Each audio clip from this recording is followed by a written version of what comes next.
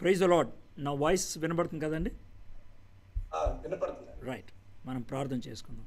మా దేవా, మా ప్రభా, విరిగినటువంటి ఈ యొక్క లోకం, నలిగిపోయినటువంటి ఈ యొక్క లోకం, కృషించిపోతున్నటువంటి ఈ యొక్క లోకం నాయన మీకు దుఃఖాన్ని కలిగిస్తుంది, మీకు బాధను కలిగిస్తుంది. యేసుక్రీస్తు ప్రభువారు శిలువ మరణానికి నడిపించేటంతగా మిమ్మల్ని బాధ పెట్టింది. యేసయ్య మీకు వందనాలు. విరిగినటువంటి యొక్క లోకాన్ని, విరిగినటువంటి మనుషులను సరిచేయడానికి నువ్వు విరగొట్టబట్టడానికి ఇష్టపడ్డావు, నలగొట్టబట్టడానికి ఇష్టపడ్డావు. కాబట్టి అది మా విషయంలో ఎలా జరుగుద్దో, ఈరోజు ఈ వాక్యం వినేటువంటి వారిలో ఎవరైనా విరిగినటువంటి హృదయం, చితికిపోయినటువంటి మనసు, నిరాశలో ఉన్నటువంటి పరిస్థితి, ఓడిపోయినటువంటి బ్రతుకు ఉన్నట్లయితే వారితో మీరు మాట్లాడమని అడుగుచున్నాను. ఈ వాక్య ధ్యానం, ఈ వాక్య పఠన మా అందరికీ ప్రభువా ఆశీర్వాదకరంగా చేయమని యేసయ్య నామములో ప్రార్థన చేయుచున్నాం తండ్రి, ఆమెన్. మనము గత వారం చూసినప్పుడు నెహెమ్యా గ్రంథంలో విరిగిపోయినటువంటి గోడలు అనే విషయాన్ని ప్రస్తావిస్తున్నప్పుడు అగ్రరాజ్యాలు సహితం సిద్ధాంతాలని వదిలేయటం, నైతిక విలువలు కోల్పోవటం, దేవుణ్ణి మర్చిపోవటం అనేది జ్ఞాపకం చేసుకున్నాం. అమెరికా నూతన కాంగ్రెస్ 117వ మీటింగ్ని ఆరంభిస్తున్నప్పుడు వాళ్ళు దేవుని పేరుని ఉచ్చరించడానికి ఇష్టపడలేదు. వాళ్ళు ఏ దేవుణ్ణి బట్టి అయితే అమెరికా రాజ్యంగా స్థాపించబడిందో, ఇన్ గాడ్ వీ ట్రస్ట్ అని వాళ్ళ యొక్క నినాదం, ఆ దేవుణ్ణే మర్చిపోవడానికి ఇష్టపడటమే కాదు, వాళ్ళు వేరు వేరు దేవుళ్ళ పేర్లు, వేరు వేరు దేవతల పేర్లు చెప్పడానికి వాళ్ళు ఇష్టపడుతున్నారు. నేను గత వారమే అది జ్ఞాపకం చేశాను. అది జరుగుతూ ఉన్నది. ప్రపంచం ఈ విధంగా దేవుణ్ణి మర్చిపోయింది, దేవుడికి దూరం అయిపోయింది. దేవునికి దూరమైనటువంటి ప్రపంచం ఎలా ఉంటుంది అనంటే, నేను కొంతకాలం క్రితం ఒక షేవింగ్ కిట్ కొన్నాను. Shaving kit. ఆ షేవింగ్ కిట్ కొన్నప్పుడు చాలా అద్భుతంగా వాడుతూ ఉండేవాడిని. ఒక 2 సంవత్సరాల దాకా దాన్ని వాడాను. షేవింగ్ మెషిన్ వాడాను. అయితే ఒకసారి దానికి ఉన్నటువంటి ఛార్జింగ్ కేబుల్ ఉంటుంది చూసారా, అది పోయింది. నేను దానికోసం శతవిధాల ప్రయత్నం చేశాను. ఫిలిప్స్ కంపెనీ వాడికి నేను ఒక చిన్న మెయిల్ లాగా పెట్టాను, నాది ఈ ఛార్జరు నాది పోయింది అని. వాడు ఏమన్నాడంటే, సార్ అది తయారు చేయటం మేము ఆపేసాం, మీరు ఎక్కడైనా షాపుల్లో మళ్ళీ ఇంకోటి అలాంటిది కొనుక్కుంటే ఆ ఛార్జర్ మీరు ఉపయోగించాల్సిందే, దానికి దొరకవు అని అన్నాడు. ఖరీదైంది ఆ మెషిన్. అయితే దాని ఛార్జర్ మహా అయితే 150-200 రూపాయలు ఉంటుంది. అది లేనప్పుడు అది నిరుపయోగం అయిపోయింది, మూలపడేశాను. కరెంటు లేనప్పుడు, ఛార్జింగ్ లేనప్పుడు నిరుపయోగం అయిపోతుంది. మానవ జీవితాన్ని ఛార్జీ చేయగలిగేది దేవుడొక్కడే. ఆ దేవుడితో మనకు ఉండాల్సినటువంటి సంబంధాన్ని కోల్పోయినట్లయితే, తెంపేసుకున్నట్లయితే మన జీవితం నిరుపయోగం అయిపోతుంది. మన జీవితం ఎందుకో మనకి అర్థం కాదు. ఈ ప్రపంచంలో అలాంటి దుస్థితిని మనం చూస్తూ ఉన్నాం. ఇతరులను హీనంగా చూడటం. ఎందుకు అనంటే, నీకు దేవునితో సంబంధం లేదు కాబట్టి ఇతరులను సంబంధం లేనటువంటి వ్యక్తులుగా చూస్తున్నప్పుడు వాళ్ళు నిరుపయోగంగా కనబడతారు. వాళ్ళు ఉన్నా ఒకటే, లేకపోయినా ఒకటే అనుకుంటావు. అవసరం వస్తే కాళ్ళు పట్టుకుంటావు, లేకపోతే వాళ్ళని అవతల తోసి పడేస్తావు. అయితే ఇతరుల పట్ల అలాంటి ఆలోచన ఉండటం చాలామందికి ఉంటుంది. అయితే కొంతమంది తమ జీవితం గురించి కూడా అలాగే ఆలోచిస్తూ ఉంటారు. తమ జీవితం గురించి అంటే వాళ్ళ జీవితం బాగున్నప్పుడు ఆనందిస్తారు, తింటారు, తాగుతారు. ఓటమి వచ్చినప్పుడు, నిరాశ నిస్పృహలు వచ్చినప్పుడు ఎందుకు ఈ జీవితం, చచ్చిపోతే బాగుండు అని అనుకుంటూ ఉంటారు. చాలామంది ఆత్మహత్య చేసుకుంటూ ఉంటారు. బెంగళూరు పట్టణంలో సగటున రోజుకి 4, ఒక్క బెంగళూరు పట్టణంలో రోజుకి 4 ఆత్మహత్య చేసుకుంటున్నారు. వీరిలో 3 అగ్రజాతికి చెందిన వాళ్ళే, 3 ఎక్కువ డబ్బులు ఉన్నటువంటి వాళ్ళే. వాళ్ళకి డబ్బులు ఉన్నాయి, వాళ్ళకి పరపతి ఉంది, వాళ్ళకి వృత్తి ఉన్నది, కానీ వాళ్ళ జీవితంలో నిరాశ ఉండిపోయింది. ఇలాంటి ప్రజల్ని రెస్టోర్ చేయటం సాధ్యమా? ఇది మనకుండేటువంటి ప్రశ్న. బెంగళూరు పట్టణంలో 2 లక్షల మంది 50,000 కంటే ఎక్కువ జీతం సంపాదించే వాళ్ళు ఉన్నారు. అలాంటి పట్టణంలో కూడా మనుషులు ఆత్మహత్య చేసుకోవడానికి ప్రయత్నం చేస్తున్నారంటే ఎంత దుస్థితో ఆలోచించండి, ఎంత భయంకరమో ఆలోచించండి. అయితే ఈ లోకంలో అతి ఎక్కువ మంది ఇష్టపడేది ఏంటి అని అంటే వైలెన్స్ ఉన్నటువంటి సినిమాలు చూడటం, డిజాస్టర్ సినిమాలు చూడటం, కూలిపోవటం, కృంగిపోవటం, అతి దారుణంగా వేరే వ్యక్తిని చంపటం, ఇలాంటివి చూసినప్పుడు ఒక విధంగా వాళ్ళ హృదయంలో ఉన్నటువంటి ఉక్రోషాన్ని తెర మీద కనబడుతున్నప్పుడు ఆనందిస్తూ ఉంటారు. వాళ్ళ మీద వాళ్ళకు ఉన్నటువంటి వ్యతిరేకతను తెర మీద చూస్తున్నప్పుడు ఆనందపడుతూ ఉంటారు. దీని అంతటికీ కారణము ఒకటే, దేవుడితో వాళ్ళకున్న సంబంధం తెగిపోయింది. దేవుడితో వాళ్ళకి ఏమాత్రం సంబంధం లేదు. దేవునితో సంబంధం లేనప్పుడు నా జీవితం నాకు విలువగా అనిపించదు, నా జీవితం నిరుపయోగం అని అనిపిస్తూ ఉంటుంది.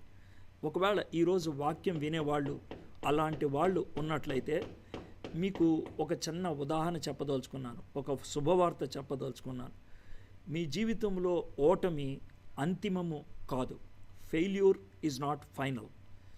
దేవుని దృష్టిలో ఫెయిల్యూర్ ఈజ్ నాట్ ఫైనల్. ఎందుకనంటే గత వారం మీకు చెప్పాను, మళ్ళీ జ్ఞాపకం చేస్తున్నాను. బైబిల్లో అతి ఎక్కువ శాతం 99% దేని గురించి అంటే రెస్టోరేషన్ గురించే, రిపేర్ గురించే, రీకన్స్ట్రక్షన్ గురించే. ఇది మనము బైబిల్లో చూసేటువంటి పరిస్థితి. అబ్రహాము అన్య జాతిలోంచి వచ్చాడు. తాను దేవుణ్ణి నమ్మలేక ఇష్మాయేల్ని కన్నాడు. అది మనకి తెలిసిందే. ఒక విధంగా దేవుడిచ్చినటువంటి వాగ్దానాన్ని వదిలేశాడు ఆ క్షణంలో. ఇకపో చి నిన్నెంతగా చేస్తే నువ్వు ఎలా చేశావా అని దేవుడు కొట్టిపడేయలేదు. అదే అబ్రహాంని దేవుడు రెస్టోర్ చేయడానికి ఇష్టపడ్డాడు. నమ్మకమైనటువంటి అబ్రహాముగా దేవుడు తర్బీదు చేశాడు. విశ్వాసము అనే పాఠశాలలో తన్ని చేర్పించి అబ్రహాము ఉన్నతమైనటువంటి స్థితిగతుల్లోకి రావడానికి దోహదపడ్డాడు. యాకోబు మోసగాడు, యాకోబు పారిపోయినటువంటి వాడు, కానీ అదే యాకోబుని దేవుడు వాడుకున్నాడు. ఇక మోషే దగ్గరకు వస్తే మోషేని ప్రత్యేకంగా దేవుడు ఈ లోకంలోకి పంపించాడు. తన వయసులో ఉన్నటువంటి ఏ మగపిల్లవాడు కూడా బతికిలేడు. అలాంటి ప్రత్యేకమైనటువంటి హోదాని, స్థానాన్ని మోషేకి ఇచ్చాడు దేవుడు. అయినప్పుడు కూడా మోషే సకల విద్యల్లో ప్రావీణ్యుడైపోయినప్పుడు కూడా తన సొంత జ్ఞానం మీద ఆధారపడి దేవుడితో ఉన్న సంబంధాన్ని తెంపుకొని ఆయన పారిపోయాడు. దేవుడు కొట్టేశాడా, వదిలిపడేశాడా? లేదు. అదే మోషేని దేవుడు వాడుకున్నాడు. యోనా చెప్పిన మాట వినలేదు, దేవుడికి దూరంగా పారిపోదాం అనుకున్నాడు, కానీ దేవుడు వదిలేశాడా? లేదు. అదే యోనాని దేవుడు వాడుకోవడానికి ఇష్టపడుతున్నాడు. ఈరోజు నేను కొత్త నిబంధనలో ఉన్నటువంటి ఒక వ్యక్తిని, పారిపోయిన వ్యక్తిని, పడిపోయిన వ్యక్తిని, పాడైపోయిన వ్యక్తిని, దేవుని నుంచి దూరంగా పారిపోతున్న వ్యక్తిని దేవుడు ఏ విధంగా తిరిగి పిలుచుకున్నాడో, ఏ విధంగా నిలబెట్టాడో, క్రైస్తవ లోకానికి ఒక గొప్ప వ్యక్తిగా తన్ని ఏ విధంగా మార్చాడో మనం చూడబోతున్నాం. అతను ఎవరు అనంటే యేసుక్రీస్తు ప్రభువారు తన యొక్క శిష్యుల్ని ఎంపిక చేసుకునేటువంటి ఆ యొక్క నేపథ్యంలో ఒక్కొక్క శిష్యుణ్ణి రా నన్ను వెంబడించు అని పిలుచుకుంటూ వచ్చాడు. యోహాన్ని పిలిచాడు, యాకోబుని పిలిచాడు, ఆంద్రేని పిలిచాడు, ఫిలిప్పుని పిలిచాడు. ఈ విధంగా ఒక్కొక్కరిని పిలుచుకుంటూ వస్తున్నప్పుడు ఒక అతన్ని పిలిచాడు. అతని పేరు సీమోను. సీమోన్ని తను చూసి ఆయన సీమోను అని పిలవలా, బండోడా అని పిలిచాడు. పేతురు అని పిలిచాడు. ఎందుకని ఆ మాట ఉపయోగించాడు? పెట్రాస్, కెఫా అనే మాటకు అర్థం బండలాంటి వాడు అని. ఆ పరిస్థితుల్లో మనము ఈ బండలాంటి వాడు అని పిలువబడుతున్న ఏసే పిలుస్తున్నటువంటి ఆ వ్యక్తిని చూస్తే ఊగిసలాడేవాడు, స్థిరంగా ఉండగలిగేటువంటి వాడు కాదు. కానీ తనని పేతురు అని పిలిచాడు. గుర్తుపెట్టుకోండి, మనుషులు మనకి పేర్లు ఇచ్చినప్పుడు మన గతాన్ని బట్టి ఇస్తారు. మనం గతంలో ఓడిపోతే ఓడిపోయినోడు అంటారు, ఫెయిల్ అయితే ఫెయిల్ అయినోడు అంటారు. మనం అప్పిచ్చి అప్పుని తీర్చకుండా ఉంటే వాడు అప్పు తీర్చనోడ్రా అని అంటారు. మనము నిరుపయోగమైన జీవితంలో జీవిస్తున్న వాళ్ళమైతే నిరుపయోగమైన వాడరా అంటారు. గతాన్ని చూసి మాట్లాడతారు. కొంతమంది ప్రస్తుతాన్ని చూసి మాట్లాడతారు. మనం ప్రస్తుతంలో చినిగిపోయిన బట్టలు వేసుకొని ఉంటే వాడా చూడు ముష్టోళ్ళలాగా ఉన్నాడు అని అంటారు. ఇది ప్రస్తుతాన్ని. ఈ లోకం గతాన్ని చూస్తుంది, ఈ లోకం ప్రస్తుతాన్ని చూస్తుంది. కానీ మనల్ని సృష్టించినటువంటి మన దేవుడు భవిష్యత్తును చూస్తాడు. మనల్ని పిలిచినప్పుడు మన భవిష్యత్తును ఆధారం చేసుకొని ఆయన పిలుస్తాడు. ఏమని పిలుస్తాడో తెలుసా? భవిష్యత్తును ఆధారం చేసుకొని పిరికి బందగా ఉన్నటువంటి గిద్యోనుని బలాఢ్యుడా అని పిలిచినట్లుగా, అదేవిధంగా ఊగిసలాడేటువంటి సీమోన్ని నువ్వు స్థిరపడేవాడు, స్థిరపరిచేవాడు అన్నట్లు పేతురు అని పిలిచినట్లు పిలుస్తూ ఉంటాడు. ఎంత బాగుందో చూడండి. ఈ మాటలతో మీకు కాస్త ఊరట కలుగుద్దని నేను నమ్ముతూ ఉన్నాను. అయితే 3 సత్యాలు మీ ముందు పెట్టాలనుకుంటున్నాను. 3 సత్యాలు. ద ఫ్యాక్ట్ నెంబర్ 1 ఏంటంటే broken worlds are the exception is a myth. ఈ లోకంలో ఎవరు కూలిపోరు, నేను కూలిపోను, కూలిపోవటం అనేది ఈ లోకంలో లేదు అనేది బ్రోకెన్ వరల్డ్ అనేది the exception is a myth. అది ఒక మాయ. ప్రతి ఒక్కళ్ళు కూడా పడిపోతారు, ఏదో పరిస్థితుల్లో జారిపోతూనే ఉంటారు. Broken world can never happen to me. నాకు ఇది జరగదు. నా విశ్వాసం ఏంటి? నేను ఎంతకాలంగా దేవునిలో ఉంటున్నాను, నా జీవితంలో ఎందుకు జరుగుద్ది?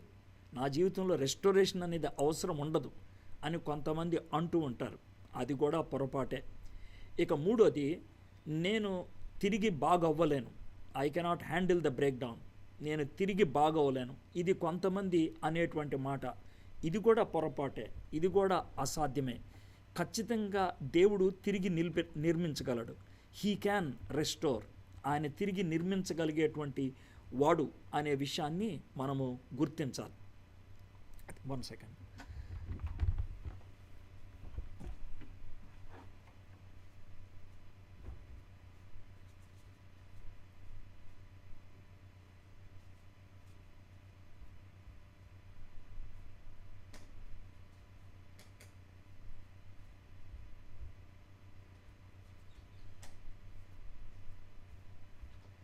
సారీ. దేవుడు తిరిగి నిర్మించేటువంటి వాడు. He builds, he rebuilds. మనల్ని తిరిగి కట్టడానికి ఇష్టపడేటువంటి వాడు. Failure is not final with God. ఓటమి అనేది దేవుని దృష్టిలో అంతిమము కాదు. ఎందుకనంటే ఓటమి తర్వాత రెస్టోరేషన్ ఉంటుంది. The word restoration has no meaning if there is no failure.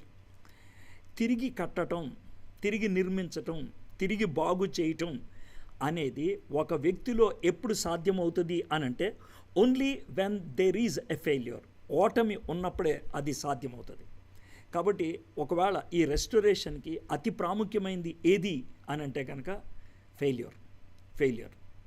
Failure is not final. ఆ విషయాన్ని మీరు జాగ్రత్తగా గుర్తుపెట్టుకోండి. నేను పేతురు గురించి మాట్లాడుతూ ఉన్నాను కదా. పేతుర్ని దేవుడు అంటే యేసుక్రీస్తు ప్రభువారు చాలా ఆయన రెస్టోర్ చేయడానికి ఇష్టపడ్డాడు. సరే, పేతుర్ని పిలిచాడు, సీమోన్ని పిలిచాడు, పేతురు అన్నాడు. అయితే కొన్ని రోజుల్లోనే పేతురు జారిపోయాడు. లూకాసు వార్త 5వ అధ్యాయంలో చూస్తే ఎందుకు జారిపోయాడో తెలీదు. పేతురు ఒక పడవ మీద చేపలు పట్టుకుంటూ ఉన్నాడు. యేసుక్రీస్తు ప్రభువారు ఆ పడవెక్కి వాక్యం బోధించాడు. చేపలు ఉన్నాయా అని అడిగాడు. లేవు అని అన్నాడు. అని అంటే ఆ పక్కన ఈ చేపలు కోసం అన్నాడు. పాపం వేశాడు. వేస్తే ఆయనకి చేపలు దొరికాయి. అప్పుడు నన్ను విడిచిపెట్టి వెళ్ళిపో, నా ఏలినవాడ నన్ను విడిచిపెట్టి వెళ్ళిపో అని అన్నాడు. ఎందుకనంటే అప్పటికే ఒకసారి ఆయన వదిలిపెట్టేసి వెళ్ళిపోయాడు. అప్పటికే. ఇక రెండోది, యేసుక్రీస్తు ప్రభువారు చెప్పాడు, పేతురు నువ్వు బొంకుతావయ్యా అని అన్నాడు. నేను బొంకను, నేను నీకోసం చచ్చిపోతాను అని అన్నాడు. పాపం ఆయన అమాయకంగానే అన్నాడు. దృష్టిలో బొంకాలని లేదు ఆ టైంలో. యేసుప్రభు కోసం ఆయన తన ప్రాణాన్ని అప్పగించేయడానికి సంసిద్ధపడినటువంటి స్థితిలో ఉన్నటువంటి వాడు. అలాంటి స్థితిలో ఉన్నటువంటి వాడు కూడా జారిపోయాడు, దూరం వెళ్ళిపోయాడు. యేసుక్రీస్తు ప్రభువారు తిరిగి లేచిన తర్వాత పేతురికి ప్రత్యేకంగా అగుపడ్డాడు. ప్రత్యేకంగా లూకాసు వార్త 24వ అధ్యాయంలో కనబడుతుంది మనకి. ప్రత్యేకంగా పేతురికి కనబడ్డాడు. పేతురు ఆయన సమాధి దగ్గరికి వెళ్ళాడు. యేసుక్రీస్తు ప్రభువారి సమాధికి ఉన్నటువంటి రాయి తొలగిపోయిందని తొలిగా సమాచారం విన్నటువంటి ఇద్దరిలో ఒకళ్ళు యోహాను, రెండో ఆయన పేతురు. ఆ తర్వాత అదే రోజు సాయంత్రం యేసుక్రీస్తు ప్రభువారు 10 మంది శిష్యులకు కనబడ్డాడు, తోమాతో కాకుండా.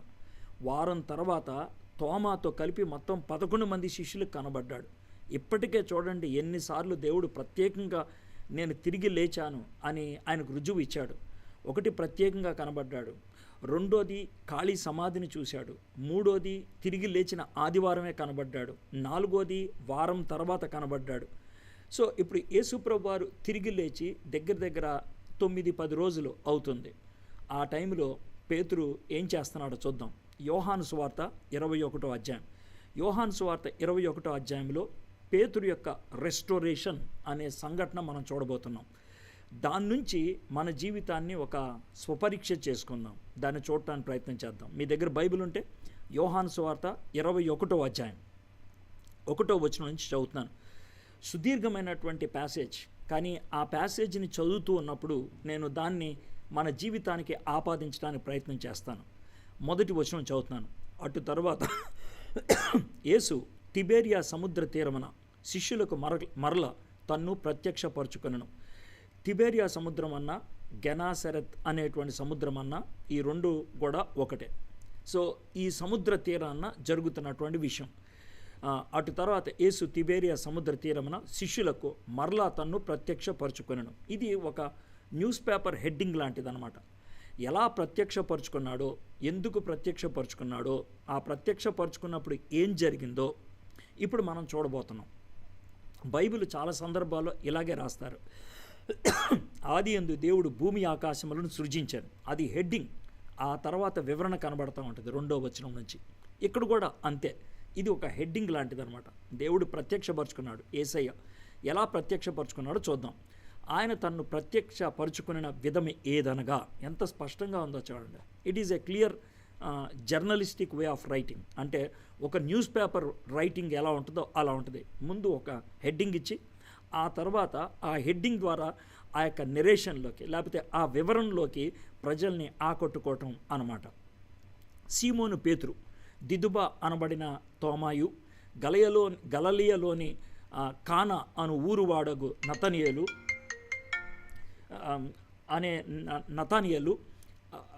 గలిలయలోని కానాలోని ఊరివాడగు నతానియేలు, జబదేయ కుమారులను ఆయన శిష్యుల్లో మరి ఇద్దరును కూడి ఉండిరి. సీమోను పేతురు, నేను చేపలు పట్టబోదునని వారితో అనగా, వారు మేమును నీతో కూడా వచ్చిదమని. వారు వెళ్ళి దోణి ఎక్కిరి, కానీ ఆ రాత్రి ఏమీయూ పట్టలేదు. ఇక్కడ మనం చూసినట్లయితే సీమోను పేతురు జారిపోయాడు. యేసు ప్రభువారు తనకి ప్రత్యేకంగా 4 సందర్భాల్లో నేను తిరిగి లేచాను అని చెప్పడం జరిగింది.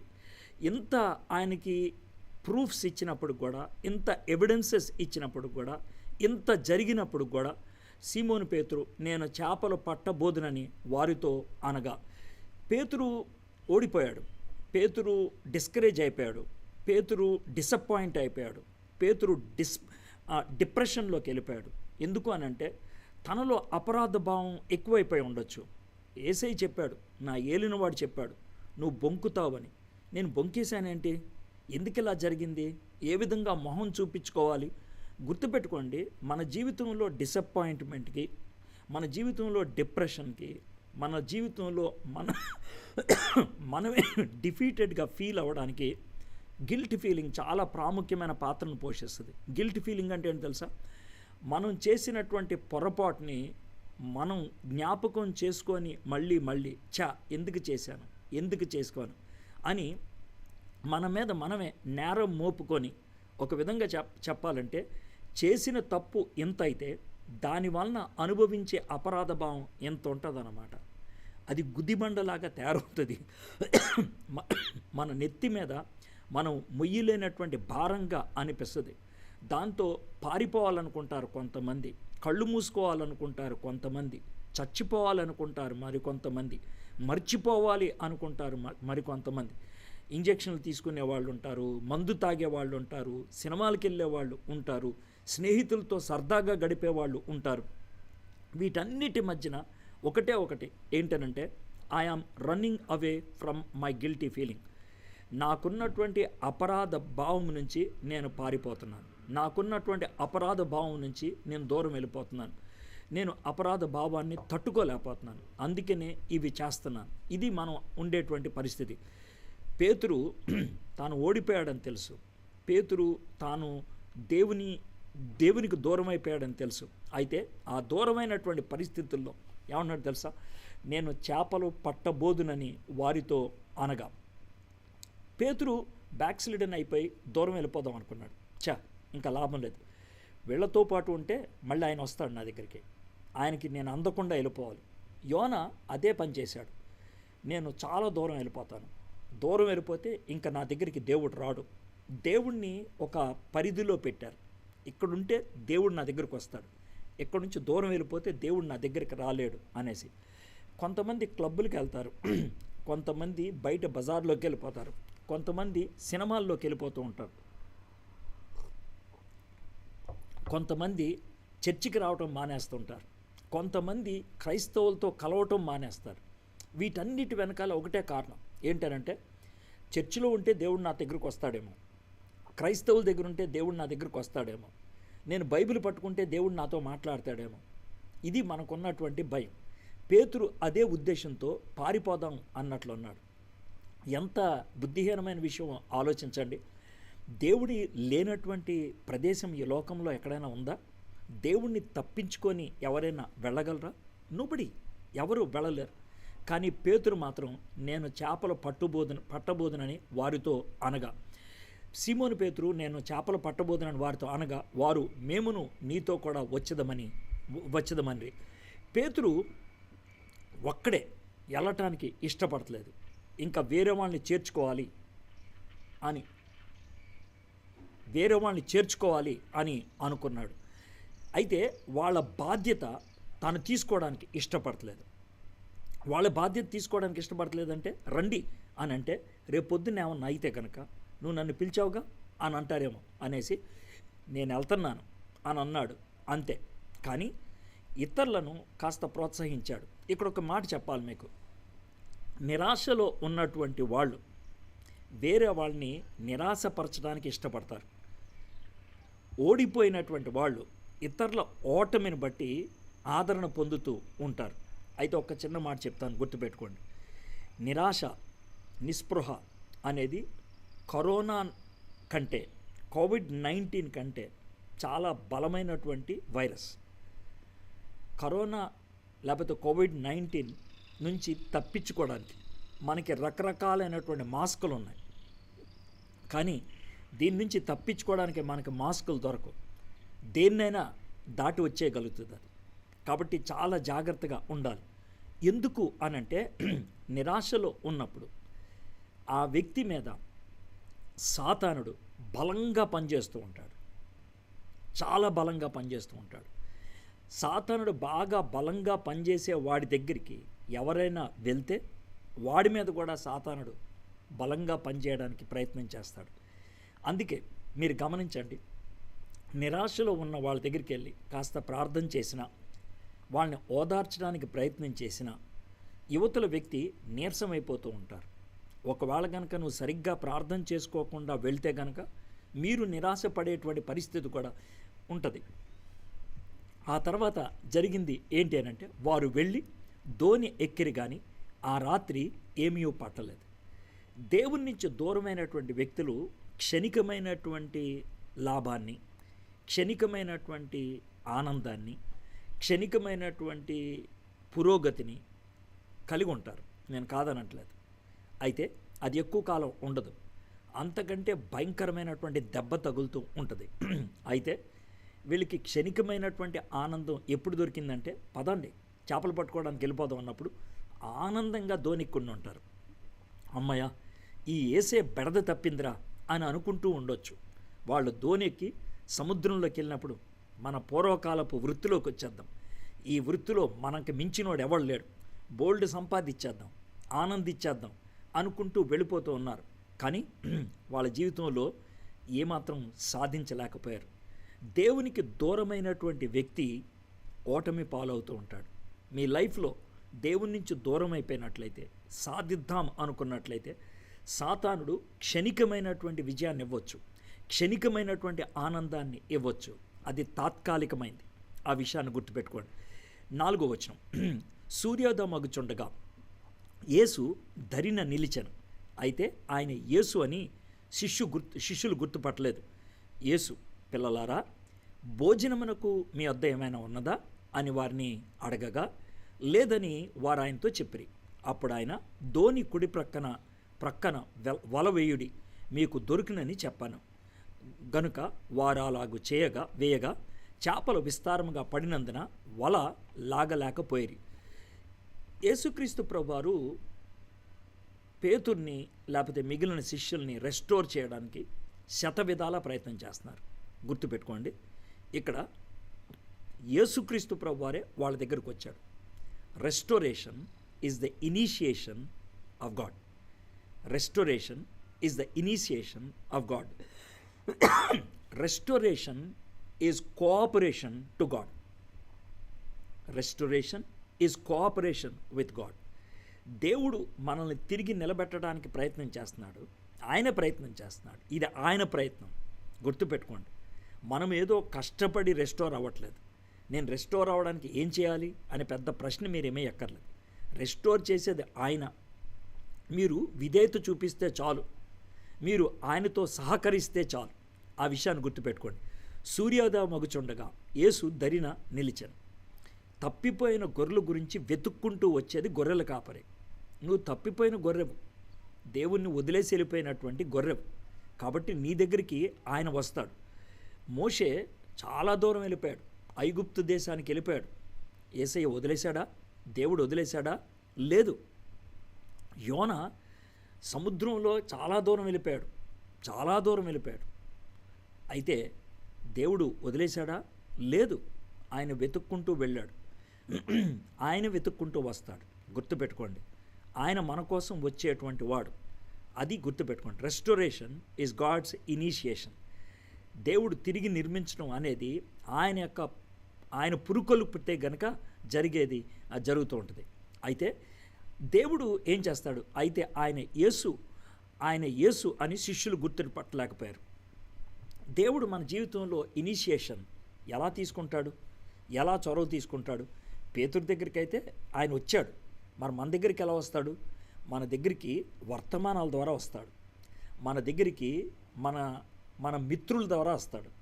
మన దగ్గరికి మన యొక్క కుటుంబ సభ్యుల ద్వారా వస్తాడు. ఇంకో విచిత్రంగా చెప్పమంటారా? మన యొద్దకి మన అవసరతల్లో ఉన్నప్పుడు వస్తాడు. ఆ అవసరత మనల్ని ఆయన దగ్గరికి తీసుకెళ్ళేటట్లు చేస్తుంది. మన కష్టం ఆయన దగ్గరికి పరిగెత్తుకుంటూ వెళ్ళేటట్లు చేస్తుంది. తప్పిపోయిన కుమారుడు కథలో తప్పిపోయిన కుమారుడు తండ్రి దగ్గరికి రావాలని ఎప్పుడు కలిగింది? తనకున్న కష్టం అక్కడికి దారి తీసింది. అక్కడ తనకున్నటువంటి ఇబ్బంది తన్ని తండ్రి వైపు ఆలోచించేటట్లు చేసింది.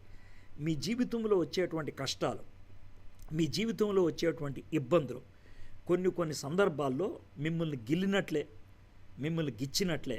ఎందుకు? ఆ విధంగా గిచ్చినప్పుడు ఆయన వైపు తిరుగుతామని ఆయన యొక్క ప్రయత్నం.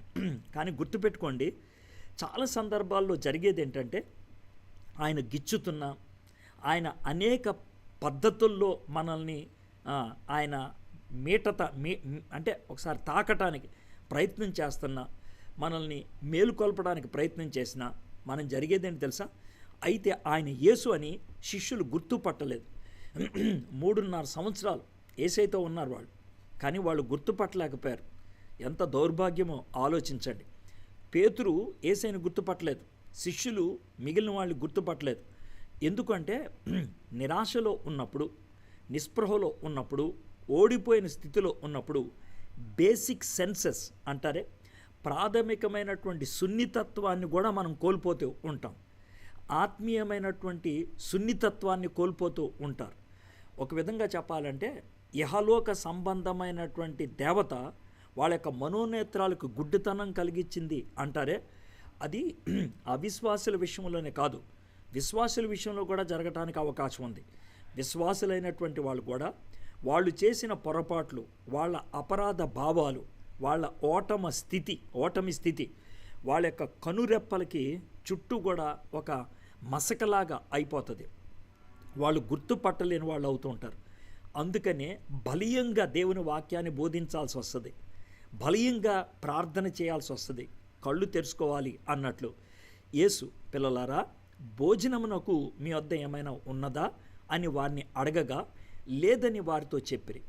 వాళ్ళు యేసయ్యకి జవాబు ఇవ్వలేదు, ఎవరో దారిపోయేవాడికి జవాబు ఇచ్చినట్లు ఇచ్చారు. లేదయ్యా, లేదు. ఎవరయ్యా బాబు నువ్వు? మాకు రాత్రంచా చేపలు పట్టక ఏడుస్తూ ఉంటే మమ్మల్ని అన్నం అడుగుతావేంటి, ఇప్పుడు చేపలు అడుగుతావేంటి అన్నట్లు, లేవయ్యా మా దగ్గర అన్నట్లు జవాబు ఇచ్చారు. దీంతో మనకు ఒక విషయం అర్థమవుతుంది. యేసయ్య రూపాన్ని గుర్తుపట్టలేదు, యేసయ్య స్వరాన్ని కూడా గుర్తుపట్టలేకపోయారు. ఒకప్పుడు నువ్వు బైబిల్ చదివితే చక్కగా అర్థమవుతూ ఉండేది, దేవుని సాన్నిధ్యాన్ని అనుభవించినట్లు అవుతుంది. ఇప్పుడు ఓడిపోయినప్పుడు, జారిపోయినప్పుడు, దూరమైనప్పుడు అదే వాక్యం మీకు అలాగ అనిపించదు. మీరు చెప్తూ ఉంటారు. అందుకనే ఒకప్పుడు నేను బాగా ఉండేదాన్నండి, ఒకప్పుడు నేను బాగా ఉండేవాడినండి, వాక్యం గంటలు గంటలు చదవబుద్దేది, దేవుని వాక్యాన్ని ఎంతసేపు అయినా వినబుద్దేది, దేవుణ్ణి ఆరాధిస్తున్నప్పుడు నేను దేవుని సన్నిధిని అనుభవిస్తూ ఉండేదాన్ని. ఇప్పుడు లేదండి అని అంటే దీని అర్థం ఏంటి? నీ ఓటమి, నీ జారిపోయిన పరిస్థితి, దేవుణ్ణి నువ్వు వదిలేసినటువంటి కారణాన నీ అపరాధ భావం నిన్ను ఒక విధంగా బండగా చేసేసింది, ఆ సున్నితత్వాన్ని కోల్పోయేటట్లు చేసింది, ఆత్మపరంగా ఆనందం కోల్పోయేటట్లు చేసింది. ఇప్పుడు ఆ బైబిల్ చదవటం బోరింగ్గా ఉంటుంది, ఆ బైబిల్ చదవటం డ్రెడ్ఫుల్, కష్టతరంగా అనిపిస్తూ ఉంటుంది. అప్పుడు ఆయన, దోనె గుడి ప్రక్కన వలవేయుడి, మీకు దొరుకునని చెప్పాను. గనుక వారాలాగు వేయగా చేపలు విస్తారముగా పడినందున వల లాగలేకపోయేరి. యేసుక్రీస్తు ప్రభువారు ఇప్పటికే చాలాసార్లు కనబడ్డారు, కానీ వాళ్ళు గుర్తుపట్టలేదు. యేసయ్య ఒక అద్భుతం చేశాడు, అప్పటికైనా వాళ్ళు గుర్తుపట్టారా? లేదు, వెంటనే గుర్తుపట్టలేకపోయారు. మీకు ఒక మాట చెప్పమంటారా? ప్రత్యేకంగా పేతురికి ఇది సిమిలర్ అనుభవం అంటే ఇలాంటి అనుభవమే ఇదివరకు ఒకసారి కలిగింది. నేను ఇందాక ఆల్రెడీ బిగినింగ్లో చెప్పాను, కానీ ఆ వాక్య భాగాన్ని మీరు వింటూ ఉంటే చాలా బాగుంటుంది. లూకాసు వార్త 5వ అధ్యాయం జస్ట్ చదువుతాను, వినండి మీరు అంతే. జనసమూహము దేవుని వాక్యం వినుచు ఆయన మీద పడుచుండగా ఆయన గెనాసరెత్ అన్న టిబేరియస్ అన్న ఒకటే సరస్సు తీరమున నిలిచి ఆ సరస్సు తీరమునున్న 2 దోణెలను చూచెను. జాలర్లు వాటిలో నుండి దిగి తమ వలలు కడుగుచుండి, ఇక్కడ వలలు కడుగుచున్నారు. పేతుర్ని యేసుప్రభు పిలిచినప్పుడు తొలిసారిగా వల విసిరాడు ఆయన, ఇప్పుడేమో కడుక్కుంటున్నాడు. ఆ 2 దోణెల్లో ఒక దోణి మీద పేతురున్నాడు, ఆయన కూడా వలలు కడుక్కుంటున్నాడు. అంటే పని అయిపోయింది. ఆయన ఆ దోణిలో సీమోనుదైన ఒక దోణి ఎక్కి, అంటే ఆయన మళ్ళీ ఆ వృత్తిలోకి వెళ్ళిపోయాడనే విషయం మీకు అర్థమైపోవాలి. అర్థమైందా? వెనక్కి వెళ్ళిపోయాడనే విషయం అప్పటికే అర్థం అవ్వాలి. దరి నుండి కొంచెం త్రోయమని అతన్ని అడిగి కూర్చుండి దోణిలో నుండి జనసమూహములకు బోధించుచుండెను. యేసయ్య 2 కారణాలతో దోణెక్కి వాక్యాన్ని బోధిస్తున్నాడు. ఒక కారణం ఏంటనంటే, ఈయన దోణి మీద ఉంటే ప్రజలు తన మీద గుమ్ము పడకుండా ఉంటారు. యేసయ్యకి మనుషుల మీద పడితే బాధ ఏం కాదు, దగ్గరున్న వాళ్ళు మాత్రమే చూడగలుగుతారు, దూరం ఉన్న వాళ్ళు చూడలేరు. కొంచెం వెనక్కి వెళ్ళండి, అందరికీ కనబడతారు అని అంటే హర్ట్ అవుతారు. అందుకనే ఈయన నేలలోకి వెళ్ళిపోయి దూరంగా ఉంటే మనుషులు దూరంగా ఉన్నప్పుడు అందరికీ యేసయ్య కనబడతాడు. ఇది ఒక కారణం. రెండో కారణం ఏంటంటే, నీటి మీద కూర్చొని ఆయన మాట్లాడితే అక్కడ చాలా స్పష్టంగా ఉన్నది ఏంటంటే, దోణిలో నుండి అడిగి కూర్చుండి దోణిలో నుండి జనసమూహములకు బోధించాడు. దోణిలో ఆయన కూర్చుండి మాట్లాడితే ఆయన స్వరం నీటికి తాకి అది రివర్బై వెళ్తుంది, కాబట్టి శబ్దం ఎక్కువ అవుతుంది. మైక్లో మాట్లాడినట్లు ఉంటుంది, గొట్టంలో మాట్లాడినట్లు ఉంటుంది, ఎక్కువ మందికి బాగా వినబడుతుంది. అందుకని ఆయన దోణిలో ఎక్కువ కూర్చొని మాట్లాడుతున్నాడు, వేల మంది వినగలగటానికి సాధ్యమవుతుంది. ఆయన చాలించిన తర్వాత ఈ సన్నివేశం అంతటి గురించి ఎందుకు మాట్లాడుతున్నాడంటే, ఏం బోధించాడు అనేది విషయం కాదు, ఎవరికి బోధించాడు అనేది విషయం కాదు. ప్రాముఖ్యంగా ఈ సన్నివేశంలో ఎవరు ప్రధాన పాత్ర పోషిస్తున్నారంటే, ఆయన చాలించిన తర్వాత నీవు దోణిని లోతుగా నడిపించి చేపలు పట్టుటకు మీ వలలు వేయడని సీమోనుతో చెప్పగా. ఎందుకని ఆ మాట అన్నాడు? వాళ్ళు దోణిలు కడుక్కుంటున్నప్పుడే అర్థమైపోతుంది వాళ్ళకి ఏమీ దొరకలేదు అని. యేసయ్య అందుకనే మరి అడిగాడో లేదో తెలియదు, అయితే ఓ పని చేయండి, కొంచెం లోతుగా తీసుకెళ్ళి వల వేయండి అని.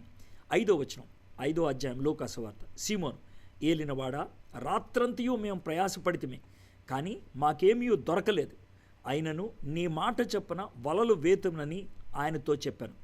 21వ అధ్యాయం యోహాను సువార్తలో సేమ్ టు సేమ్ జరిగింది. రాత్రంతా మేము కష్టపడ్డాం, మాకేమీ దొరకలేదు. ఇక్కడ కూడా సేమ్, మేము రాత్రంతా కష్టపడ్డాం, మాకేమి దొరకలేదు. అయితే ఇక్కడ యేసయ్య అని తెలుసు కాబట్టి అయినను నీ మాట చెప్ప వలలు వేతుము అని ఏలినవాడా అని అంటున్నాడు. అక్కడ ఏదో పెద్ద ఆయనలాగా ఉన్నాడు, ఆయన చెప్పాడు కదా వేద్దాం అన్నట్లు కుడి పక్కన వాళ్ళు అక్కడ దోణి వేశారు. వారు అలాగు వేసి విస్తారమైన చేపలు పట్టిరి. అందుచేత వారి వలలు పిగిలిపోచుండగా వారు వేరొక దోణిలోనున్న తమ పాలివారు వచ్చి తమకు సహాయం చేయమని వారికి సంజ్ఞలు చేసిరి. వారు వచ్చి 2 దోణులు మునుగున్నట్లు నింపిరి. సీమోను పేతురు అది చూచి యేసు మోకాళ్ళు ఎదుట సాగిలపడి, ప్రభువా, నన్ను విడిచిపొమ్ము, నేను పాపాత్ముణ్ణి అని చెప్పాను. ఇప్పుడు మీకు అర్థమవుతుందా ఎందుకని పేతురు పాపాత్ముడు అని అన్నాడు? ఇంత నిన్ను మంచివాడిని, ఇంత గొప్ప ప్రభావితమైనటువంటి వ్యక్తిని వదిలేసి వెళ్ళిపోయానే, నాకంటే దుర్మార్గుడు ఇంకెవడన్నా ఉంటాడా? నాకంటే నీచుడు ఇంకెవరన్నా ఉంటాడా? నాకంటే పనికిమాలిన వాడు ఇంకెవరన్నా ఉంటాడా? అది ఆయనకున్నటువంటి భావం, అది ఆయనకున్నటువంటి ఫీలింగ్. అయ్యా, నన్ను వదిలేసి వెళ్ళిపో, నన్ను వదిలేసి వెళ్ళిపో. ఆల్రెడీ ఒకసారి యేసయ్య పేతుర్ని ఇలాంటి పద్ధతిలోనే రెస్టోర్ చేశాడు. ఇక్కడ కూడా అదే జరుగుతుంది, అదే విధంగా జరుగుతున్నది. అయితే అయినప్పటికీ పేతురు గుర్తుపట్టగలిగాడా? లేదు.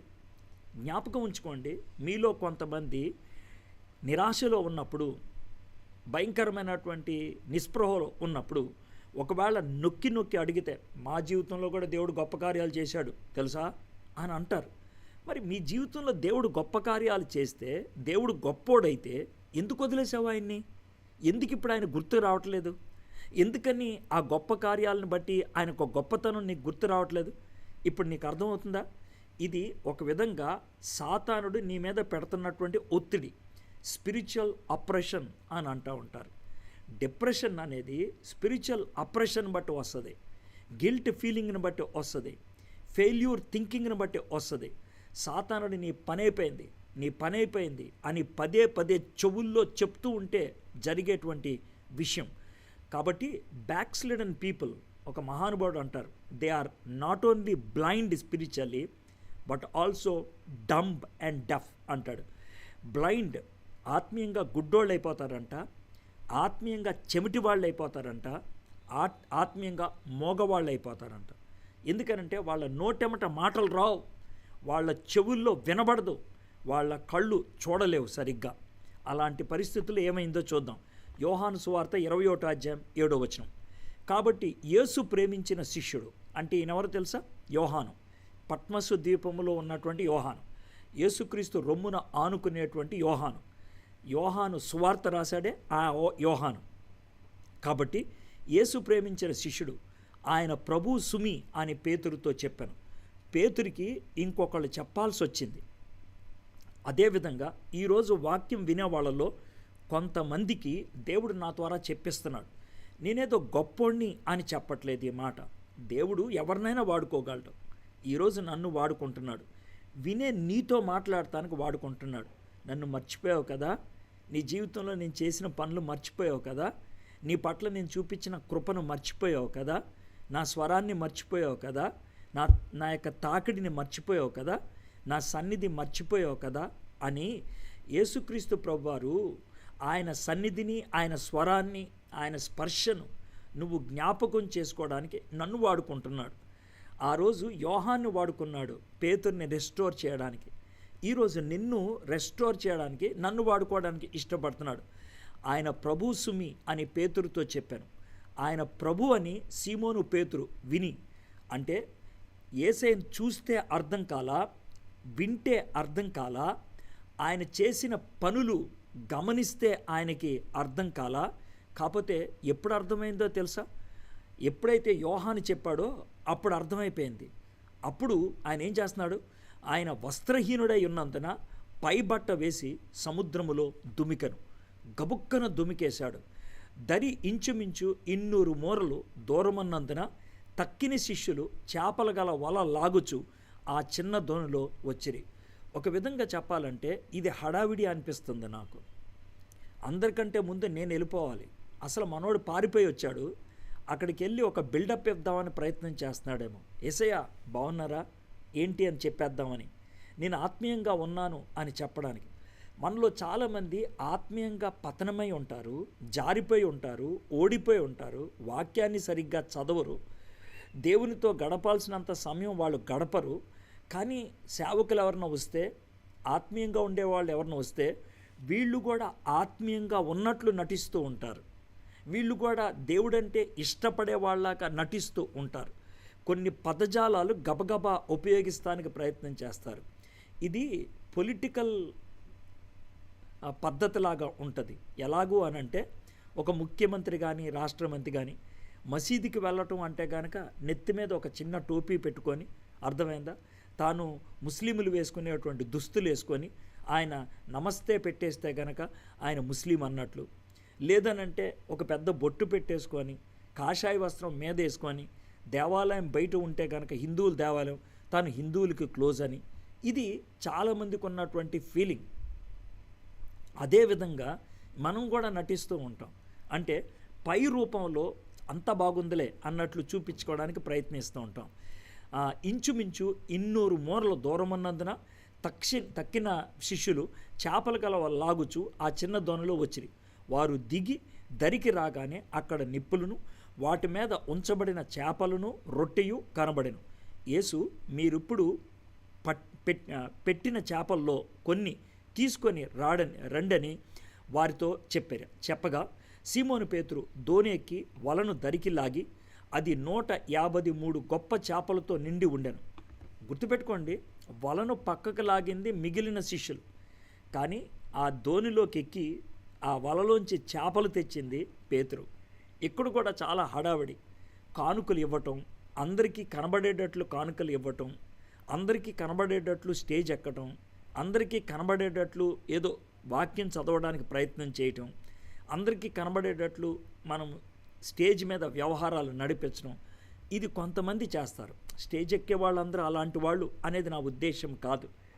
డిప్రెషన్లో ఉన్నవాళ్ళు కొంతమంది కవరప్ కోసం ఇలాంటి పనులు చేస్తూ ఉంటారు. ఇక్కడ పేతురు అదే పని చేస్తున్నాడు. 12వ వచనం, చేపలు అంత విస్తారముగా పడినను వల పిగల్లేదు. యేసు, రండి భోజనం చేయడని వారితో అనెను. ఆయన ప్రభు అని వారికి తెలిసినందున నీవెవడవని శిష్యుల్లో ఎవడును ఆయన్ని అడగ తెగింపలేదు. యేసు వచ్చి ఆ రొట్టెను తీసుకొని వారికి పంచిపెట్టెను. అలాగ చేపలను కూడా పంచిపెట్టెను. యేసు మృతుల్లో నుండి లేచిన తర్వాత శిష్యులకు ప్రత్యక్షమైనది ఇది 3వ మారి. శిష్యులు మొత్తానికి ప్రత్యక్షమైంది 3వ మారి. పేతురికి మాత్రం ఇంకా వేరుగా ఆయన ప్రత్యక్షం అవటం జరిగింది. ఇన్నిసార్లు జరిగినా కూడా పేతురు గుర్తించలేకపోయాడు. కాకపోతే నాకు బాగా నచ్చింది ఏంటి తెలుసా, పేతురుతో మాట్లాడక ముందు, వాళ్ళని ప్రశ్నించక ముందు, వాళ్ళని ఎన్కౌంటర్ చేయకముందు, వాళ్ళని కాన్ఫరెంట్ చేయకముందు, వాళ్ళని ఎదుర్కోవటానికి ముందు యేసుప్రభు వారు చేసిన పని ఏంటంటే ముందు ఆదరించాడు. ముందు కంఫర్ట్, ఆ తర్వాతే కన్ఫరంటేషన్. ముందు ఆయన ఓదారుస్తాడు, ఆ తర్వాతే ఎదురు పడతాడు. ఆయన ఓదార్చినప్పుడు బలాన్ని ఇస్తాడు, ఎదురుపడేటప్పుడు యథార్థతను కోరుకుంటాడు. అయ్యా, నేను నిన్ను ప్రేమిస్తున్నాను కదా, అందుకే దగ్గరికి తీసుకొచ్చాను రా అని చెప్పి ఆ తర్వాత ప్రశ్నిస్తాడు. వ్యభిచారంలో పట్టబడిన స్త్రీని ముందు యేసయ్య అమ్మా అని పిలిచాడు. అది ఓదార్పు. ఆమె ఎప్పుడైతే స్వీకరించిందో అప్పుడు చెప్తున్నాడు, మళ్ళీ నువ్వు ఇంకా పాపం చేయొద్దే. ఎంత బాగుందో చూడండి. దాంట్లో ఎన్ని విషయాలు ఇమిడున్నాయో తెలుసా? నువ్వు పాపం చేయబట్టేక ఇక్కడికి వచ్చింది. నువ్వు పాపం చేసావు కదా, దాన్ని ఒప్పుకోవడానికి సంసిద్ధపడ్డావు కదా, మళ్ళీ చేయొద్దు. కాబట్టి యేసు దగ్గరికి వచ్చినప్పుడు ముందు అంగీకారం ఉంటుంది. యేసు ప్రభు దగ్గరికి వచ్చినప్పుడు ముందు ఓదార్పు ఉంటుంది. యేసు ప్రభు దగ్గరికి వచ్చినప్పుడు మనకు ముందు ఆహ్వానం ఉంటుంది. మనలో చాలామందికి భయం ఏంటనంటే యేసు ప్రభు దగ్గరికి వెళ్తే ఏమంటాడో, ఆయన నేను చేసిన తప్పులన్నట్లు ముందు ఎత్తి చూపిస్తాడేమో. ఆయన అలా చేయడు. ఆయన ముందు కంఫర్ట్ జోన్లో పెట్టేస్తాడు. ఆదరిస్తాడు, అంగీకరిస్తాడు, నీకున్నటువంటి భయాలన్నీ తొలగిస్తాడు. అసలు ఏం జరిగింది చెప్పు, ఎందుకు ఇలా అయిపోయావు? ఇది ఆయన తర్వాత చేసేటువంటి పని. 15వ వచనం చూద్దాం. వారు భోజనం చేసిన తర్వాత యేసు సీమోను పేతురును చూచి, యోహాను కుమారుడమైన సీమోను, వీరికంటే నీవు నన్ను ఎక్కువగా ప్రేమించుచున్నావా అని అడగగా అతడు, అవును ప్రభువా, నేను నిన్ను ప్రేమించున్నానని నీవే ఎరుగుదువని ఆయనతో చెప్పాను. యేసు, నా గొర్రె పిల్లలను మేపమని అతనితో చెప్పాను. ఇక్కడ ముందు కంఫర్ట్ చేసిన తర్వాత కన్ఫ్రంటేషన్ అని అన్నాడు కదా, ఇక్కడ కన్ఫ్రంట్ చేయటం మొదలు పెడుతున్నాడు. కన్ఫ్రంట్ చేసేటప్పుడు చాలా స్ట్రేంజ్గా కన్ఫ్రంట్ చేశాడు. గుర్తుపెట్టుకోండి, దేవుడు మనల్ని తలబడితే అయితే పారిపోవాలి, లేకపోతే ఒప్పుకోవాలి. అయితే పారిపోవాలి, లేకపోతే ఒప్పుకోవాలి. ఈ రెంటికి తప్పించి ఆయనకి జవాబిచ్చే అంట దమ్ము మనలో లేదు. అలాగ దేవుడు అడుగుతూ ఉంటాడు. బైబిల్లో చాలామంది గొప్ప గొప్ప వాళ్ళని దేవుడు ప్రశ్నించాడు. ఆ ప్రశ్న ద్వారా వాళ్ళకి చాలా పాఠాలు నేర్పించాడు. అబ్రహాము నిరాశ నిస్పృహల్లో ఆదికాండం 17వ అధ్యాయంలో ఉన్నప్పుడు గుడారం బయటికి తీసుకొచ్చి పైకి చూడు, నక్షత్రాలు లెక్కపెట్టు అని అన్నాడు. ఆ ప్రశ్నకి ఎవడైనా జవాబు ఇవ్వగలడా? నేను లెక్క పెట్టలేను ప్రభా అని అనాల్సిందే. ఏం మాట్లాడుతున్నావు, ఎవడు లెక్క పెట్టగలడు అని ఎదిరించాలి, దాన్ని పారిపోవటం అంటారు.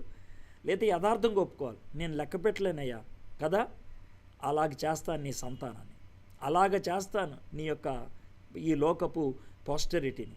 అది దేవుడు చెప్పినటువంటి మాట.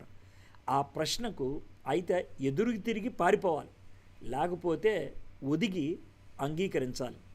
యాకోబు ఆయన రాత్రంతా పెనుగులాడుతున్నప్పుడు నీ పేరేంటి, నీ పేరేంటి, నీ పేరేంటి అని అడుగుతున్నాడు. ఆయన చెప్పాల్సి వచ్చింది, నేను యాకోబుని, మోసగాణ్ణి అని చెప్పాల్సి వచ్చింది. ఒప్పుకునేటట్లు చేశాడు ఆయన. మోషేతో అంటా ఉన్నాడు, నీకు అసలు నోరు ఎవరు ఇచ్చారయ్యా, నీకెవరు నోరు ఇచ్చారు? నేనే కదా నోరు ఇచ్చింది, మరి ఇంకెందుకు నత్తి నోరు అనేసి పారిపోవడానికి ప్రయత్నం చేస్తున్నావు? ఏలియాని, నువ్వు ఎక్కడున్నావయ్యా, నువ్వు ఇక్కడ ఏం చేస్తున్నావు అసలు? ఈ ప్రశ్నలు అడిగాడు. ఆదాముని, నువ్వు ఎక్కడున్నావు? దేవుడు ప్రశ్నించినప్పుడు ఆయన మనల్ని ఓడగొట్టడానికి కాదు, మనలోంచి ఇంటలెక్చువల్ ఆన్సర్ పొందటానికి కాదు, క్విజ్లో పార్టిసిపేట్ చేయటం కాదు. ఈ ప్రశ్న ఒక విధంగా చెప్పాలంటే డయాగ్నాస్టిక్ అంటారు. డయాగ్నాస్టిక్ అంటే మన జబ్బు ఏంటో తెలుసుకోవడానికి డాక్టర్లు చేసేటువంటి ప్రయత్నం. డాక్టర్ దగ్గరికి వెళ్తే డాక్టరు ప్రశ్నిస్తాడు. డాక్టరు ఎందుకు ప్రశ్నిస్తాడు అని అంటే కనుక మన జబ్బు ఏంటో ఆయన తెలుసుకోవడానికి. కానీ దేవుడు మనల్ని ఎందుకు ప్రశ్నిస్తాడో తెలుసా? జబ్బేంటో ఆయన తెలుసుకోవడానికి కాదు, మనం తెలుసుకోవడానికి. God wanted us to know. దేవుడికి తెలియదని కాదు, మనం తెలుసుకోవాలి అని చాలా స్పష్టంగా మనం అర్థం చేసుకుంటాం. అయితే ఈ ఎంక్వైరీ మొదలుపెట్టినప్పుడు ఆయన పేతుర్ని, పేతురు నువ్వు నన్ను ప్రేమిస్తున్నావా అని అడగొచ్చు, కానీ ఆయన అడగలేదు. ఆయన ఏం చేశాడంటే, వారు భోజనం చేసిన తర్వాత యేసు సీమోను పేతురును చూచి, యోహాను కుమారుడువైన సీమోను, ఇది ఆయన అడిగినటువంటి ప్రశ్న. అది ఆయన ఒరిజినల్ నేమ్, ఇదివరకు ఆయన ఉపయోగించినటువంటి పేరు. ఆ పేరు ఇక్కడ ఉపయోగిస్తున్నాడు. అంటే నువ్వు పాతోడు అయిపోయావయా, నువ్వు పాతోడు అయిపోయావు. బాగా మిత్రత్వంలో ఉన్నటువంటి వ్యక్తిని అరే ఏంట్రా అని మాట్లాడేవాడిని చాలా మర్యాదగా పిలిస్తే, గతాన్ని జ్ఞాపకం చేస్తే ఎంత ఘోరంగా ఉంటుందో ఆలోచించండి. ఏమండి అని మంచి మిత్రుని పిలిస్తే అది ఎటకారం, అదే భయంకరమైనటువంటి దూషణ, అదే భయంకరమైనటువంటి వ్యతిరేకం. ఆ విధంగా పేతుర్ని పిలుస్తున్నాడు. యోహాను కుమారుడైన సీమోను అని పిలుస్తున్నాడు. దాంతోనే సగం చచ్చిపోయి ఉంటాడు సీమోను పేతురు ఏంటి ఈయన ఎలా పిలుస్తున్నాడు అనేసి. కానీ దాన్ని ఎన్కౌంటర్ అంటారు. తద్వారా ఆయన తెలుసుకోవాలని ఆయన ప్రయత్నం చేస్తూ ఉన్నాడు, తన కళ్ళు తెరుచుకోవాలని. దేవుడు మనల్ని ఎన్కౌంటర్ చేస్తున్నప్పుడు గతం గుర్తొస్తుంది. దేవుడు మనల్ని ఎన్కౌంటర్ చేస్తున్నప్పుడు మన స్థితిగతులు మనకి జ్ఞాపకం వస్తూ ఉంటాయి. అది మనకు చాలా స్పష్టంగా ఉంటుంది. ఇది ఒక సంఘటన. ఈ సంఘటనలో చారిత్రకమైనటువంటి ఈ యొక్క సంఘర్షణలో ఆయన ఎదురుపడుతున్నాడు. ఆ సంఘర్షణలో వాస్తవతను గుర్తించేటట్లు చేస్తూ ఉన్నాడు. ఇంకో విషయం చూసినట్లయితే ఇక్కడ మళ్ళీ సీన్ ఆలోచిద్దాం. అక్కడ అగ్ని ఉన్నది, మంట. యేసుప్రభు వారు కూర్చున్నారు, పేతురు నుంచున్నాడు, పేతుర్ని అడుగుతూ ఉన్నాడు. ఇదే విషయం ఒక 15 రోజుల క్రితం జరిగింది. అక్కడ యేసయ్య రోడ్డు మీద వెళ్తున్నాడు, అగ్ని వెనకాల పేతురు కూర్చున్నాడు. ఆయన్ని అడుగుతున్నారు, నువ్వు ఆయనతో ఉన్నావు కదా, నువ్వు గలిలయ భాష మాట్లాడేవాళ్ళలాగా ఉంటున్నావు, ఆ స్లాంగ్, నువ్వు ఆయనతో ఉండేవాడు కదా అని అంటే, నాకు తెలియదు ఆయన ఎవరో, నేను ఒట్టు పెట్టుకున్నాను, నాకు తెలీదు అని బొంకాడు. అదే సీన్ ఇక్కడ కనబడుతుంది రివర్స్లో. సో ఇవన్నీ కూడా తనకు గుర్తొచ్చింది. ఇవన్నీ గుర్తు రావటంలో రియలైజేషన్, తన వాస్తవికతలోకి వస్తున్నాడు. ఎక్కడ పడిపోయాడో అది జ్ఞాపకం చేసుకోగలుగుతున్నాడు, ఎక్కడ జారిపోయాడో అది జ్ఞాపకం చేసుకోగలుగుతున్నాడు. ఇక్కడ నేను జారిపోయాను, ఇది నా పరిస్థితి అని ఆయన గుర్తించడం జరిగింది. సో దాన్ని రియలైజేషన్ అని అంటారు. ఆ విధంగా అడిగిన తర్వాత చూద్దాం 16వ వచనం. మరలా ఆయన, యోహాను కుమారుడివైన సీమోను, నన్ను ప్రేమించుచున్నావా అని రెండవసారి అతనిని అడగగా, అతడు, అవును ప్రభువా, నేను నిన్ను ప్రేమించుచున్నాను, నీవే ఎరుగుదువని ఆయనతో చెప్పాను. ఆయన నా గొర్రెలను కాయమని చెప్పాను. మూడోసారి ఆయన, యోహాను కుమారుడివైన సీమోను, నన్ను ప్రేమించుచున్నావా అని అతన్ని అడిగాను. నన్ను ప్రేమించుచున్నావా అని మూడోసారి తను అడిగినందుకు పేతురు వ్యసనపడి, ప్రభువా, నీవు సమస్తమును ఎరిగినవాడు, నన్ను ప్రేమించుచున్నావా, నీవే ఎరుగుదువని ఆయనతో చెప్పాను. దీంట్లో విపరీతమైన కోపం కనబడుతుంది. మనం ఒకవేళ ఎవరినైనా, ఏంట్రా ఎలా చేసావంటే, ఎలా ఎందుకు చేశాను నీకు తెలీదా, మనం జవాబు ఇవ్వం, తిరిగి మళ్ళీ ఇంకో ప్రశ్న వేస్తాం. ఇక్కడ పేతురు జవాబివ్వల, తిరిగి ప్రశ్న వేస్తున్నాడు. 3 సార్లు బొంకాడు, యేసయ్య 3 సార్లు అడుగుతున్నాడు ప్రేమ గురించి. ఒక విధంగా చెప్పాలంటే కౌంటర్ చాలా స్పష్టంగా కనబడుతుంది. ఆ విధమైనటువంటి కన్ఫ్రంటేషన్ లేకపోతే, దేవుని వాక్యముతో, పరిశుద్ధాత్మతో కన్ఫ్రంటేషన్ లేకుండా కన్ఫెషన్ ఉండదు. గుర్తుపెట్టుకోండి, కన్ఫ్రంటేషన్ లేకుండా కన్ఫెషన్ ఉండదు. దేవుడు ముందు కంఫర్ట్ చేస్తాడు, ఆ తర్వాత కన్ఫ్రంట్ చేస్తాడు. ఎందుకో తెలుసా? కన్ఫెషన్లోకి వెళ్తామని. మనం ఒప్పుకుంటేనే ఆయన తప్పించగలిగేది, మనం ఒప్పుకుంటేనే ఆయన క్షమించగలిగేది, మనం ఒప్పుకుంటేనే ఆయన తిరిగి నిలబెట్టగలిగేది. ఇది చాలా స్పష్టమైన మాట.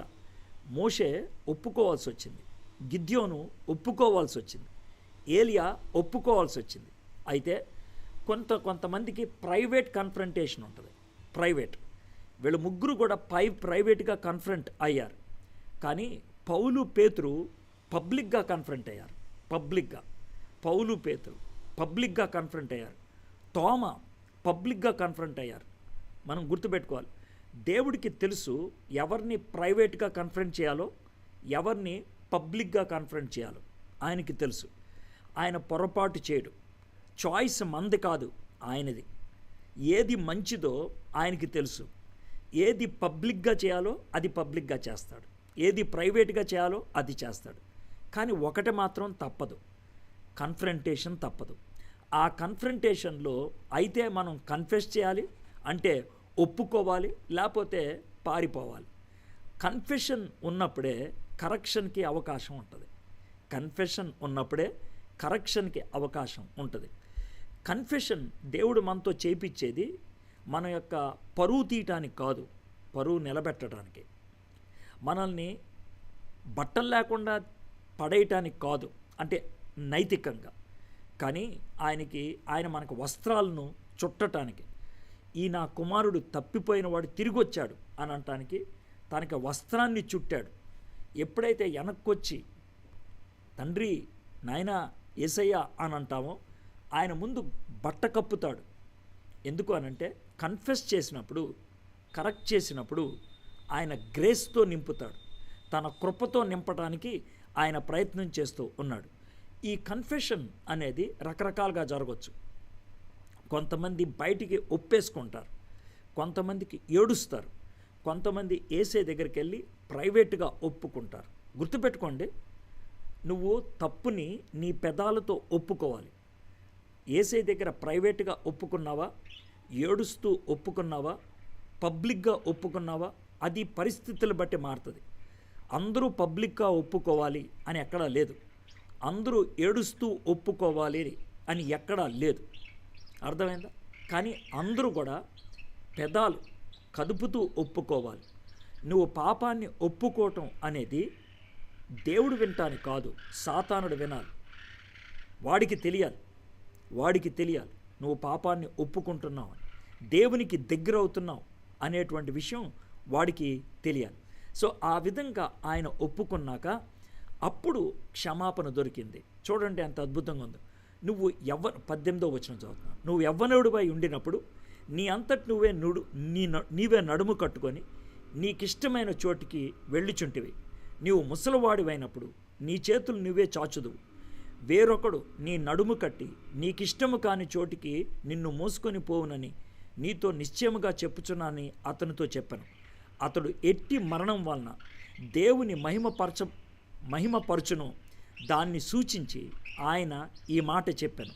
ఇట్లు చెప్పి నన్ను వెంబడించమని అతనితో అనెను. ఎప్పుడైతే సీమోను పేతురు తాను దేవుని దగ్గర ఒప్పుకున్నాడు, ఇది సైలెంట్ కన్ఫెషన్ లాగా అనిపిస్తుంది. నీకు తెలుసు కదా నేను ప్రేమిస్తున్నాను, ఆ విధమైనటువంటి భావన యేసయ్య గమనించాడు, అర్థం చేసుకున్నాడు, తన హృదయంలో ఒప్పుకున్నాడు, దాన్ని స్వీకరించాడు యేసయ్య. స్వీకరించి నువ్వు యవ్వనుడిపై ఉండినప్పుడు నీ అంతటి నువ్వు నడుము కట్టుకొని నీకు ఇష్టమైన చోటుకు వెళ్ళుచుంటివి. నువ్వు ముసలివాడిపోయేదాకా ఉంటావు, నువ్వు నడవలేనటువంటి పరిస్థితుల్లోకి వెళ్తావు, నా సాక్షార్థంగా నువ్వు ఉంటావు. దేవుణ్ణి మరణము ద్వారా కూడా ఏ విధంగా మహిమపరుస్తాడో చెప్తూ ఉన్నాడు. పేతురు నీరో చక్రవర్తి కాలంలో క్రీస్తు శకం 67 జూన్ 29వ తారీఖున తిరగేసి సిలువేయించుకున్నాడు. నీరు ఆయన్ని సిలువేసి చంపుతానంటే నా గురువు గారిలాగా నేను సిలువ మీద చచ్చిపోవడానికి యోగ్యుని కాదు, నన్ను తిరగేసి సిలువేయండి అని అన్నాడు. ఆ తిరగేసి సిలువేసినటువంటి చోటనే సెయింట్ పీటర్స్ బాసిలికా కట్టారు. వాటికన్లో ఉన్నటువంటి పెద్ద చర్చి ఉన్నది కదా, అది అక్కడే కట్టారు. అది ఎంత పుణ్యభూమిలాగా అయిపోయిందో చూడండి. పేతురు తిరగేసి సిలువ మీద చనిపోతున్నప్పుడు అనేక మంది దేవుణ్ణి మహిమపరిచారు, అనేక మంది ఆయన విశ్వాసాన్ని మెచ్చుకున్నారు. పేతురు జారిపోయినాడు, 2 సార్లు జారిపోయాడు, 2 సార్లు వెంబడించమని చెప్పాడు. ఇది మూడోసారి కూడా నన్ను వెంబడించు అని అన్నాడు. అయితే ఈసారి తాను చచ్చిపోయేదాకా వెంబడిస్తూనే ఉన్నాడు. నీ లైఫ్లో నువ్వు జారిపోయావేమో, నీ లైఫ్లో నువ్వు ఓడిపోయావేమో, నీ లైఫ్లో చెయ్యకూడనటువంటి పాపం చేసావేమో, నువ్వు ఉద్రేకపూరితంగా చేసి అపరాధ భావంలోకి వెళ్ళావేమో, నీకు తెలిసి వద్దనుకుంటూనే చేసి అపరాధ భావంలోకి వెళ్ళాము. ఏ కారణం చేత అపరాధ భావంలోకి వెళ్ళినా, ఏ పరిస్థితుల్లో నువ్వు ఓడిపోయినా, ఏ పరిస్థితుల్లో నువ్వు జారిపోయినా గుర్తుపెట్టుకో, ఈ వాక్యం నువ్వు ఎందుకు వింటున్నావో తెలుసా? యేసయ్య నిన్ను విడిచిపెట్టడానికి ఇష్టపడతలేదు కాబట్టి. ఈ వాక్యం నీ చెవిలో ఎందుకు పడిందో తెలుసా? ఆ తిబేరియా సముద్ర తీరానికి పేతురుని వెతుక్కుంటూ యేసయ్య ఎలా వెళ్ళాడో ఈరోజు నీ దగ్గరికి వచ్చాడు ఆయన. ఆ రోజు సముద్ర తీరానికి వెళ్ళాడు, ఈరోజు ఈ వర్చువల్ మీన్స్ ద్వారా నీ దగ్గరికి రావడానికి ఇష్టపడుతున్నాడు. నేను యేసయ్యని అని చెప్పట్లేదు, కానీ ఒకటి చెప్తున్నాను, యేసయ్య రాయభారిని అని చెప్తున్నాను, యేసయ్య దాసుణ్ణి అని చెప్తున్నాను, యేసయ్య పనోణ్ణి అని చెప్తున్నాడు. యేసయ్య నన్ను పంపించాడు నీ కోసం. ఈ మాటలు నువ్వు విని, యేసయ్య ఈ మాటలు వింటూ ఉంటే నాకు అర్థమైంది, నా జీవితం ఏంటో నాకు అర్థమైంది, నేను ఎక్కడ పడిపోయానో నాకు అర్థమైంది, నేను ఎక్కడ జారిపోయానో నాకు అర్థమైంది, నన్ను క్షమించేసయ్యా, నన్ను క్షమించు, నా జీవితాన్ని మార్చు ప్రభా, నన్ను క్షమించు, నన్ను నీ దరి చేర్చుకో అని నువ్వు అడగగలిగినట్లయితే ఆయన నిన్ను క్షమిస్తాడు, నిన్ను రెస్టోర్ చేయడానికి ఇష్టపడుతున్నాడు, నీ జీవితాన్ని సరిచేయడానికి ఇష్టపడుతున్నాడు. మరి మీరు రెస్టోర్ అవ్వడానికి ఇష్టపడుతున్నారా? చిన్న ప్రార్థన చేసుకుందాం.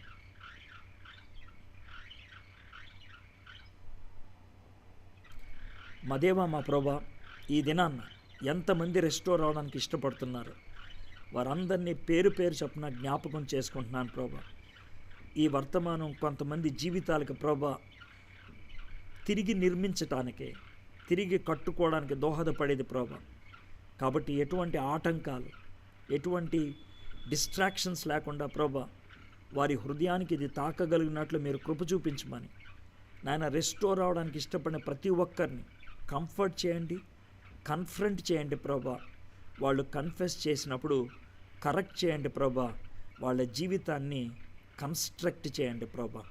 మీరు చేసే దేవుడు అయినందుకే మీకు వందనాలు చెల్లిస్తూ ఈ వాక్యాన్ని మా అందరి జీవితానికి ఆశీర్వాదకరంగా చేయమని యేసు నామములో ప్రార్థన చేయుచున్నాం తండ్రి. ఆమేన్.